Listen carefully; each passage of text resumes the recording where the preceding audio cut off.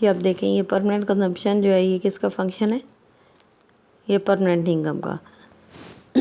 और जो measured income है वो किस चीज़ के इक्वल है, permanent income plus trajectory income.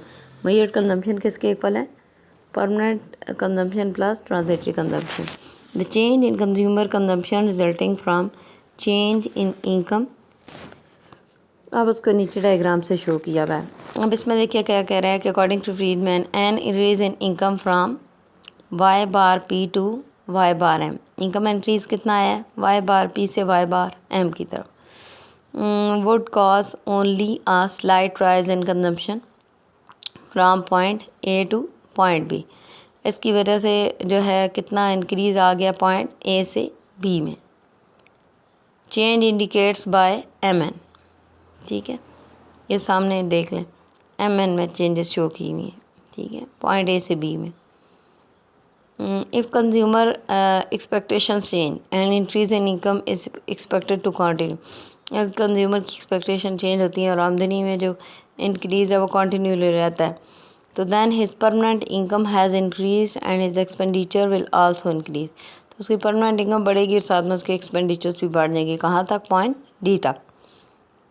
On the other hand when income falls, जब इनकम कम होगी वाई बार पी से वाई एम तक, रिसेशन का सीन होगा, तो फिर ये आपके एक्सपेंडिचर्स वगैरह भी कम होकर एम से टी पे आ गए। यानी जब बूम का पीरियड है या जब इनकम बढ़ रही है तो साथ में आपकी कंजम्पशन भी बढ़ रही है।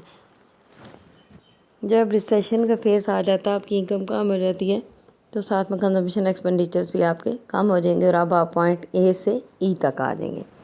नेक्स्ट देखें इसकी अजम्पशंस क्या दी हुई हैं। फर्स्ट अजम्पशन में क्या है कि वाई पी और वाई टी के दरमियान कोई कोरिलेशन नहीं होना चाहिए, कोई ताल्लुक़ नहीं होना चाहिए। इसी तरह से सी पी और सी टी के दरमियान भी कोई कोरिलेशन नहीं होना चाहिए। नेक्स्ट कह रहा है there is no correlation between Y T and C T. इसी तरह से वाई टी और सी टी का भी कोई कोरिलेशन नहीं होना चाहिए। Only difference in Y P affects consumption systematically. सिर्फ जो वाई पी का डिफरेंस आ रहा है ना, वो कंजम्पशन पे जो है अफेक्ट करेगा।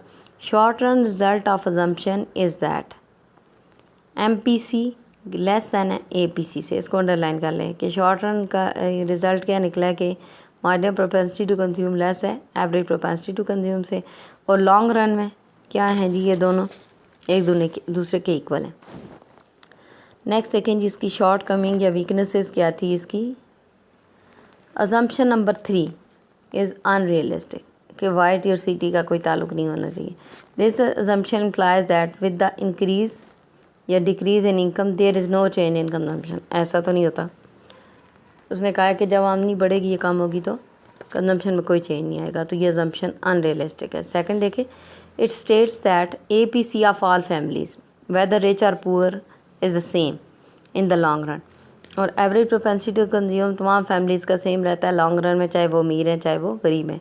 But this is against the ordinary observed behaviour of house hold. लेकिन इन जो घरों में रहने वाले लोग हैं, अगर उनके बिहेवियर को ऑब्ज़र्व किया जाए तो उसके ख़िलाफ़ है ये बात। थर्ड पॉइंट देखें, एम फ्राइडमैन ने क्या यूज़ किया, कौन सी terms, P T and M, which is have confuse the theory. The concept of measured income M Y improperly mixes together Y P and Y T. अब कहता है measured income का जो कॉन्सेप्ट है वो वाई पी और Y T के साथ मिक्स हो रहा है। दूसरी तरफ देखा जाए इसी तरह से सी पी और सी टी का भी। नेक्स्ट है, no clear distinction between human and non human wealth has been made. Human non human wealth में भी कोई उसने डिफरेंस नहीं किया।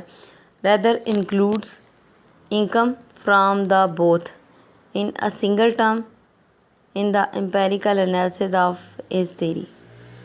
इसलिए वो कह रहा है कि एंड पे ये इसमें क्या शामिल है, income from the both in the single term. Single term में इनकम को उसने इंक्लूड किया है, ठीक है, जो भी उसने थेरी का एम्पेरिकल एनालिसिस किया है। In spite of these shortcomings Mitchell even says it can be fairly said that the evidence supports this theory and Friedman's formulation has reshaped हाँ जी, मिचेल इवन ने कहा कि फैली तौर पे देखा जाए तो ये जो थेरी है, ठीक है, ये थेरी जो है, ये जितने भी इसके एविडेंस जो है इसको सपोर्ट कर रहे हैं, एंड फ्रीडमैन्स की जो फार्मूलेशन है उसी को इसने दोबारा से रीशेप किया है, दोबारा तश्कील दिया है, and redirection much of the research on the consumption function, और उसने क्या किया है कि कंजम्पशन फंक्शन पे थोड़ी सी और रिसर्च कर दी है। ओके स्टूडेंट, इस लेक्चर को रीड करें। अगर आपको इससे रिलेटेड कोई भी इशू होता है तो आप मुझसे पूछ सकते हैं। थैंक यू एंड अल्लाह हाफिज़।